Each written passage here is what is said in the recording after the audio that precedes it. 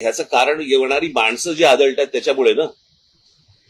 आता बीईएसटी किंवा मुंबईची रेल्वे ही लोकल जी आहे ही मला असं वाटतं जगामध्ये अशा प्रकारे लोक घेऊन जाणारी पहिली असेल ही.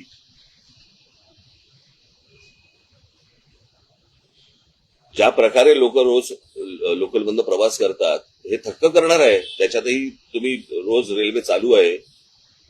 पण मी माझा मूळ मुद्दा येतो की ही माणसं येणारी थांबवली पाहिजेत. तुम्हाला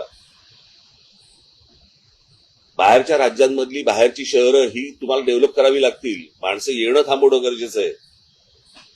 त्याशिवाय हे प्रश्न सुटणार नाहीत. पण त्यातल्या त्यात आता मला असं वाटतं जेवढ्या गोष्टी आपल्याला हातात शक्य आहेत तेवढ्या तर गोष्टी केल्या पाहिजेत.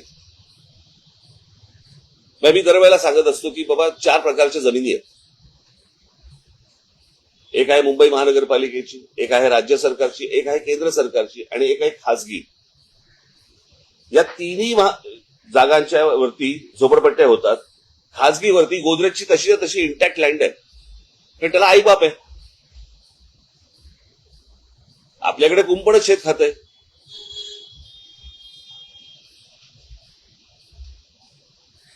त्याच्यामुळे आज ज्यांना तुम्ही गाड्यांची लायसन्सेस देताय त्यांना हे शिकवले जात नाही कुठे गाडी पार्क करायची आणि कुठे कसं वागायचं. कारण त्यांना कोणत्याही प्रकारचा दंड नसल्यामुळे किंवा कोणत्याही प्रकारची त्यांना भीती नसल्यामुळे या सगळ्या गोष्टी शेवटी सरकारची अशा बाबतीत नको तिकडे भीती दाखवतात. कळलं का? की तुम्हाला काय ते नवीन काय फ्रेज आली नक्षल काय अर्बन नक्षल. ते अर्बन नक्षलपेक्षा इथे शिस्त लावा ना.